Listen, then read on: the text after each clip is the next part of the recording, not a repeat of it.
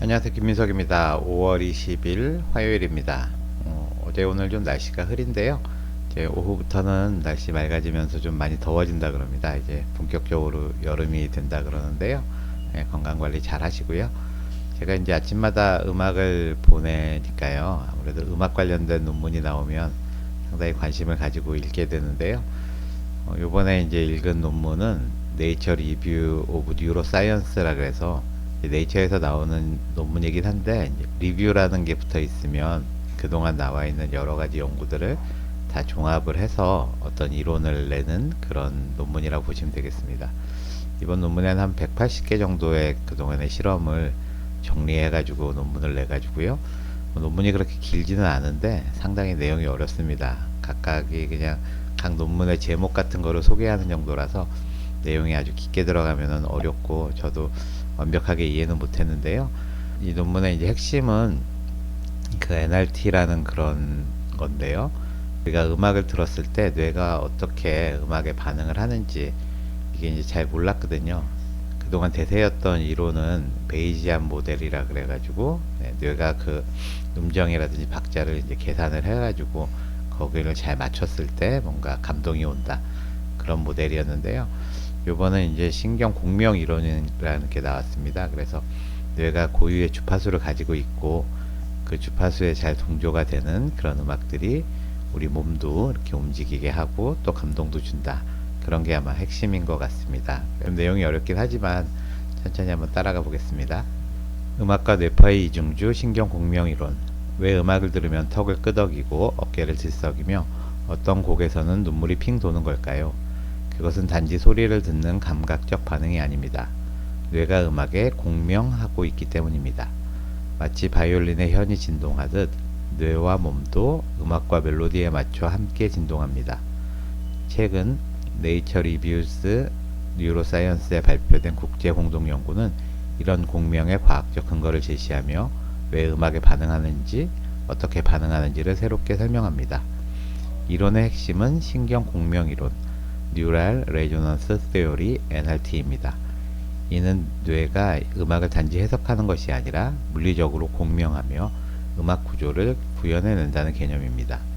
뇌 속의 여러 신경회로가 외부 자극과 공조하며 특정한 주파수 비율에 맞춰 흔들릴 때 그것을 박자, 멜로디, 화음으로 인식하게 됩니다. 단순한 소리의 나열이 음악으로 들리는 것은 뇌가 물리적으로 음악을 만들어내고 있기 때문입니다. 이 공명은 비선형적 넌리니아입니다. 주어진 소리의 주파수만을 따라가는 것이 아니라 뇌가 자체적으로 새로운 주파수를 생성해내며 소리의 패턴을 만들어낸다는 의미입니다. 예를 들어 실제로 존재하지 않는 박자를 뇌가 만들어내는 경우도 있으며, 바로 이런 능력이 그루브, 즉 몸이 저절로 움직이게 되는 감각을 설명해 줍니다. 너무 단순하면 지루하고 너무 복잡하면 부질세해 보이는 이유도 여기에 있습니다. 가장 큰 몰입감은 적절한 복잡함, 즉 적당한 싱코페이션이 만들어질 때 발생합니다. 뇌는 균형점에서 가장 강하게 공명하며 그것이 바로 우리가 음악을 통해 감정을 느끼는 순간입니다. NLT의 또 하나의 중요한 개념은 조율, 어튜먼트를 제시합니다. 이는 문화나 경험을 통해 뇌의 리듬을 조율해 간다는 개념입니다.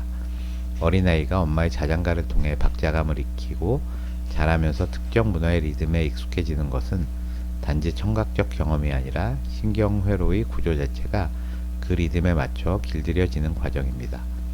그래서 문화마다 음악의 리듬과 조율이 다르고 전혀 낯선 음악에서도 즐거움을 느낄 수 있게 됩니다.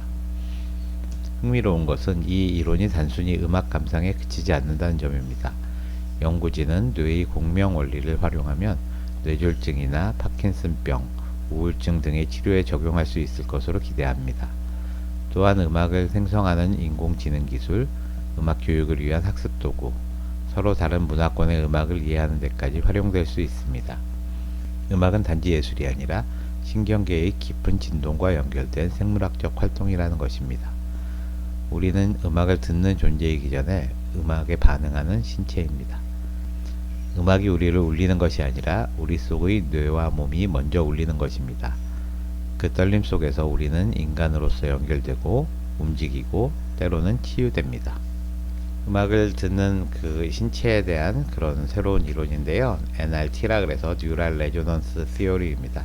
요즘 제가 이제 관심이 많은 게 주파수라든지 공명이라든지 뭐 이런 데 이제 관심이 많거든요. 그래서 우리 몸에서도 이런 일정한 주파수를 내는 장기들이 있잖아요. 대표적인 게 이제 심장이라고 볼 수 있죠. 심장 같은 경우에는 60번을 뛴다 그러면은 1초에는 한 번씩 뛰는 거잖아요. 그래서 이제 이게 1Hz짜리 기관이 되는 거고요. 뇌에서는 그 여러 가지 뇌파가 나오는데 가장 느린 델타파 같은 경우에는 1초에 한 4번 정도 뛰거든요. 그래서 4Hz 정도가 되는 거고요. 그 다음에 이제 8Hz까지 그 4Hz의 2배 1초에 8번 정도 뛰는 걸 우리가 세타파라 그럽니다. 그리고 8번에서 12번 그 사이로 움직이는 걸 우리가 알파파라 그래서 이제 알파파가 나오면 상당히 안정이 되는 심신이 안정되는 그런 파고요. 지금 이제 눈을 뜨고 제가 이런 걸 하고 있을 때는 이제 보통 베타파가 나오거든요. 그거는 이제 13Hz부터 30Hz까지 우리가 보통 베타파라 그러고 30Hz에서 한 300Hz까지는 우리가 감마파라 그래서 어떤 고도로 집중된 일을 한다거나 이럴 때 창의적인 활동을 할 때 나오는 그런 파형이에요. 근데 이제 음악에서는 그 1Hz라는 거는 그 1비트가 되는 거겠죠. 1초에 한 번씩 뭐 북을 두드리게 되면 그게 1Hz가 되는 거고, 이제 비트라 그래가지고 여기 1초에 2번 이렇게 북을 친다, 딱딱딱딱 이렇게 친다 그러면 이건 2Hz가 되고, 이제 1초에 4번을 친다 그러면 4Hz잖아요. 그렇게 되면 이제 델타파하고 이제 비슷하게 되는 거고요. 그 8번에서 12번을 이제 친다 그러면 보통 한 16분음표 정도 되겠죠. 그렇게 치게 되면 이제 이게 알파파가 됩니다. 그래서 따다다다다다다 이런 비트를 듣게 되면은 우리 뇌에서도 그런 알파파들이 동조가 돼가지고 좀 마음이 차분해지는 그런 효과를 볼 수 있다. 뭐 이제 그런 내용이 되겠습니다. 조금 논문이 어렵지만 한번 논문 그림 보면서 살펴보도록 하겠습니다. 논문은 네이처 리뷰스 뉴로사이언스, 뉴로사이언스가 신경과학이거든요. 이제 리뷰라는 게 어떤 종설이라 그래서 논문을 여러 개를 모아서 하나의 이제 이론을 세운다, 그렇게 보시면 되겠고요. 2025년 4월 25일 날 이렇게 나온 논문이고요.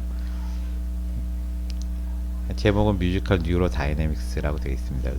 음악적인 신경 동력학, 뭐 이렇게 번역할 수 있을까요? 예. 그래서 그림이 모두 5개가 나와 있는데요. 첫 번째 그림을 보시면 여기 이제 프리퀀시라 그래서 이제 주파수가 나와 있죠. 그래서 10의 마이너스 1승이 있고 10의 0승이 있는데 여기가 이제 1Hz가 되는 거고요. 이거보다 더 느린 거, 이건 10분의 1Hz니까 10초에 한 번 정도 뛰는 그런 리듬을 말하는 거고요. 쭉 올라가시면 이제 10이라고 되어 있으니까 이게 그 1초에 10번 뛰는 겁니다. 그래서 이런 거는 이제 우리가 드럼을 치거나 우리가 춤을 출 때는 1초에 한 박자씩 이렇게 발을 움직일 수도 있지만 더 느리게 출 수도 있죠. 이제 리듬이란 건 상당히 느린, 그 춤의 리듬은 굉장히 느리고, 이제 북을 치는 리듬은 1초에 뭐 10번 정도까지 칠 수가 있고, 우리가 악기를 울리는 것도 현이라든지 이 공기가 떨리는 건데요. 이거는 보통은 그 100Hz 정도, 그 정도 되면 이제 소리가 이제 저음으로 들리거든요. 주파수가 낮을수록 낮은 소리, 이거 첼로 같고요. 이거는 지금 플루트를 그려놓은 거죠. 그래서 이게 주파수가 낮으면 저음이 나는 거고, 이제 우리가 미들 C라 그래서 도, 이게 1초에 262회 떨리는 겁니다. 요 라는 이제 440Hz가 되고요. 상당히 높은 이 소리는 4192Hz. 공기가 여러 번 떨리면 이제 상당히 고음이 나는 거죠. 이런 쪽은 음정에 해당하는 거고요. 보통 한 100Hz에서 이제 한 1000Hz 정도에 해당하는 음악은 이제 음정이 되는 거고, 그거보다 낮은 거는 우리가 리듬 또는 박자가 되는 겁니다. 그래서 4분음표 딱딱딱딱 이게 이제 1초에 2번씩 울리는 거라는 거고, 이제 16분음표는 딱딱딱딱딱딱딱이니까 이거는 이제 8Hz 정도 되는 거겠죠. 그리고 이제 뇌에서 나오는 게 이제 코텍스라는 게 뇌 피질인데요. 여기 델타파 보이시죠? 델타파가 보통 이제 4Hz 정도 되는 거고, 이제 세타파가 이제 8Hz 정도, 알파파가 8에서 12Hz, 이제 베타파가 13에서 30, 그 이상 되는 건 이제 감마파라고 해서 이제 뇌파하고 이 음악이 어떤 연관이 있는지 보여주는 그런 그림이고요. 다음으로 이 그림 2번, 이게 그 NRT의 핵심 이론입니다. 그래서 보시면 이제 리니어 모델이 있고 넌 리니어 레조넌스가 있잖아요. 그래서 이게 선형적이라는 거고 이게 비선형적이라는 건데, 우리가 C라는 게 도고요. G가 솔이거든요. 도하고 솔을 이제 피아노에서 같이 연주를 해주면 이 선형 분석을 하면 도음하고 솔음 요것만 이렇게 나오는 거 이제 선형이라고 합니다.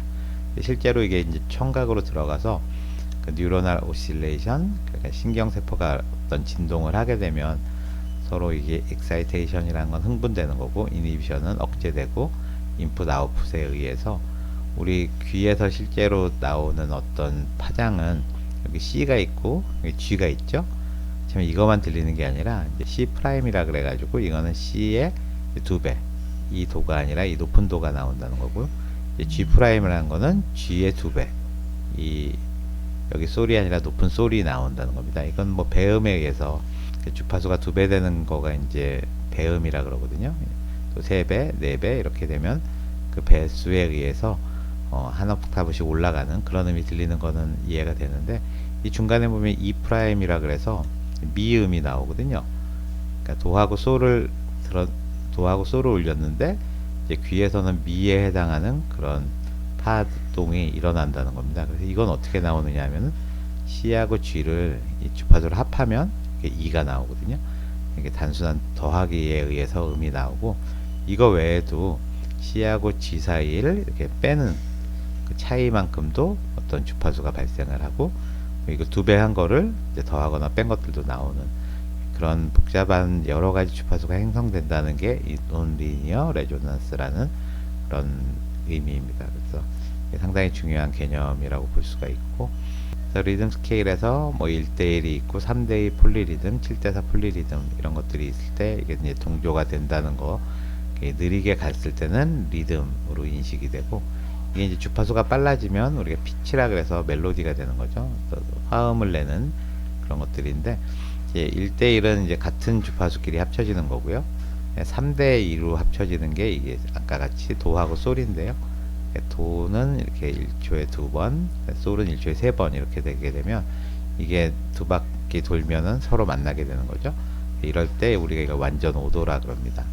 그 다음에 이거는 이제 자연 7도라는 건데, 한 개는 1초에 4번 움직이고 또 하나는 1초에 7번 움직이는 이런 파형을 그릴 때 이게 또 안정적으로 잘 유지가 되는데, 보통 서양 음계에서는 잘 나오지 않는 그런 자연 7도라는 그런 것들입니다. 그래서 1대1은 같은 음을 움직이는 거니까 가장 잘 커플링이 되는 거고, 2대1이라는 거는 한 옥타브 위에 거하고 아래 거를 같이 눌렀을 때 이제 가장 잘 반응을 하고, 3대2라는 게 도하고 솔이 연결되는 거거든요.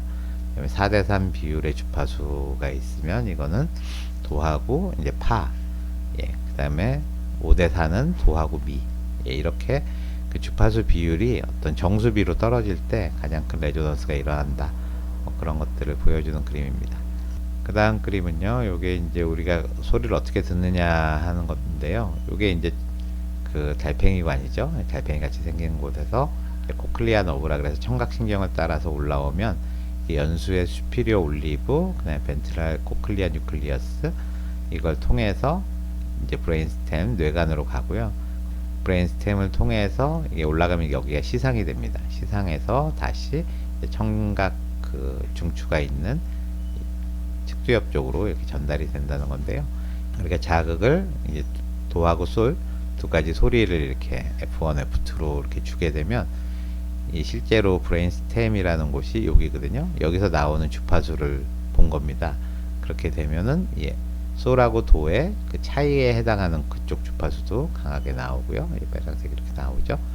그 다음에 도를 2배로 한 다음에 이 솔을 빼는 그런 낮은 주파수도 이렇게 형성돼서 상당히 다양한 주파수가 나오는 걸 알 수가 있습니다. 그러니까 2개를 합한 거 아까 미음이라 그랬죠. 이것도 나오고 2배의 도에다가 솔을 합한 이런 다양한 주파수가 우리 그 뇌관에서 형성돼서 나오는 것을 볼 수가 있고, 이게 결국 넌 리니어 레조넌스라는 걸 알 수가 있습니다. 간략하게 논문을 살펴봤는데요. 저도 뭐 이 논문을 완벽하게 이해는 못했지만 아무튼 이런 뉴럴 레조넌스 티어리라는 게 네이처 리뷰에 나왔다는 게 큰 의미가 있는 것 같고요. 그동안은 그 뇌과학에서 주류로 인정을 받지 못했거든요. 그런데 이제 뇌세포가 실제로 이렇게 떨리면서 우리 그 뇌관에서 음악을 만들어낸다는 거죠. 그러니까 똑같은 도하고 솔 두 음만 넣어주면 사실 도하고 솔에 해당하는 그 파형만 나와야 되는데, 뇌간에서는 그거의 합과 차 또는 곱한 거의 합과 차 뭐 이런 것들이 형성이 된다는 거거든요.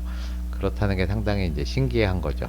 네, 그래서 또 그거를 형성하는 데 있어서는 뇌가 기본적으로 자기가 가지고 있는 그런 뇌파들과의 또 조합, 이런 것들도 상당히 중요하다고 되어 있고요. 어떤 주파수에는 좀 민감하고 또 어떤 주파수에는 좀 민감하지 않고 뭐 이런 것들이 있어서 뇌 고유의 어떤 주파수가 있다는 거고, 이런 게 이제 뇌 안에 있는 뇌적 수액을 흘리는 거에도 중요하고, 또 신경세포 자체가 이렇게 떨린다는 게 파킨슨이라든지 알츠하이머라든지 뭐 다양한 신경계에 생기는 질병하고도 연결이 될 수 있다. 뭐 이런 것들을 이제 제시를 해주는 거고요. 그래서 이제 이거를 이용한 가장 대표적인 것 중에 하나가 제가 보기엔 바이노랄 피치라는 게 있거든요. 그래서 이제 양쪽 귀에다가 서로 다른 주파수를 들려주는 겁니다. 보통 뭐 8Hz에서 20Hz 사이를 이렇게 넣어주는 거거든요. 그렇게 되면 뇌 안에서 그 차이만큼의 주파수가 생긴다는 이론이에요. 그래서 야, 이게 무슨 말이 되냐. 뭐 한 10Hz 정도의 차이를 넣어준다고 해서 우리 귀가 그거를 뭐 다르게 듣겠냐 뭐 이랬는데, 이걸 생각을 해보면 왼쪽 청신경하고 오른쪽 청신경으로 올라가잖아요. 이제 그게 브레인스템에 이제 가게 되면 여러 가지 지금 파형이 나오지 않겠습니까? 양쪽으로 이제 두 가지 음이 들어갔기 때문에 그게 합이 나올 수도 있고 차가 나올 수도 있거든요. 그래서 뭐 차에 해당하는 그런 프리퀀시가 이제 올라가게 되면 그게 결국은 뇌파 중에 알파파하고 서로 동조가 될 수가 있는 거거든요. 그래서 어떤 음악을 들으면 상당히 마음이 차분해지고, 또 알파파를 들으면 잠이 오기 때문에 우리 그런 뇌파를 변조할 수 있는 게 이제 청신경을 이용해서 어떤 소리를 가지고 할 수 있다는 거죠. 그래서 음악을 들었을 때 상당히 마음이 차분해지고 뭐 이런 것들이 왜 그런지 그동안 잘 몰랐거든요. 근데 이제 그런 것들에 대해서 앞으로 연구를 할 수 있는 그런 게 돼 있고, 또 노래를 듣다 보면은 이제 뭐 박진영 씨 같이 이렇게 턱이 이렇게 끄덕끄덕 되거든요.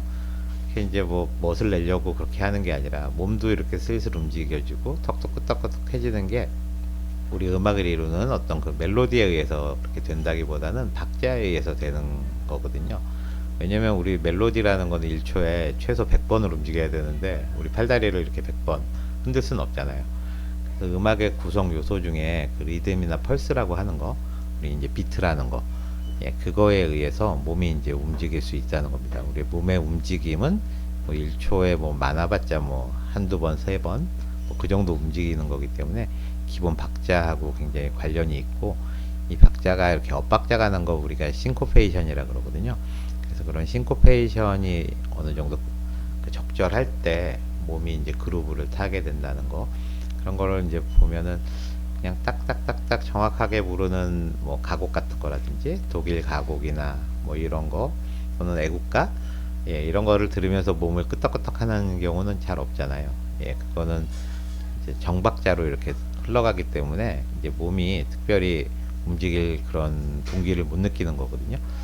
근데 이제 춤곡 같은 거 이제 4분의 3박자가 있고, 또 이제 재즈라든지 뭐 소울이라든지 뭐 인디안 음악 같은 거를 보면 이제 박자 감각이 이렇게 싱코페이션이 나타나거든요. 그러니까 강약 중강약이 아니고 이제 강박자가 나와야 되는 곳에 이제 약한 음이 나오는 그런 싱코페이션이 너무 심하면, 싱코페이션이 너무 심하면 우리 몸이 따라갈 수가 없는데, 엇박자가 이렇게 적절하게 나타나게 되면 이제 몸의 동조가 일어나면서 이제 몸을 움직이고 싶어지게 된다는 거죠. 이런 것들이 다 이제 NLT를 통해서 설명할 수 있는 거라고 해서 앞으로 주류 음악 이론이 되지 않을까 이렇게 생각이 됩니다. 그래서 최근에 이제 같이 잘 다니는 형님이 재즈를 하시는데, 그러니까 저는 그 노래를 부를 때 음정 박자를 정확히 맞춰서 부르는 거 이거밖에 안 하니까 뭔가도 별로 흥이 안 나거든요. 그냥 뭔가 흥이 나고 뭐 몸이 들썩들썩 하는 거는 그게 약간씩 음정과 박자 이런 게 틀어질 때 이제 그런 걸 느끼게 된다고 하시더라고요. 그래서 아, 그거는 뭐 괜히 뭐 부르면서 노래 하시려고 그러는 거 아닌가 했는데, 이 NRT 이론을 보면 이게 적절하게 그 박자를 늘렸다 당겼다 했을 때 우리 뇌에서 훨씬 더 큰 그런 감동을 줄 수 있다는 거, 재즈 이론하고도 잘 통하는 것 같습니다. 앞으로 조금 더 공부를 해서 조금 더 쉽게 설명해 드릴 수 있으면 좋겠는데, 저도 오늘은 아는 게 이 정도라서 정도로 설명을 드리고요. 아무튼 중요한 거는 음악을 가까이 하면서 자주 들으시면 뇌 건강이 좋아진다, 이런 건 확실한 거니까요. 제가 보내드리는 음악 빠뜨리지 말고 글만 읽으시는 분들이 훨씬 많은 거 알고 있지만 음악도 한 번씩 열어보시고 뇌가 이렇게 진동하고 공명하고, 네, 이러면서 뇌에 쌓여있는 이런 아밀로이드도 털어내고 이러는 거니까요. 음악 많이 들으시는 그런 하루 되셨으면 좋겠습니다. 그럼 전 또 내일 다른 주제로 찾아뵙겠습니다. 감사합니다.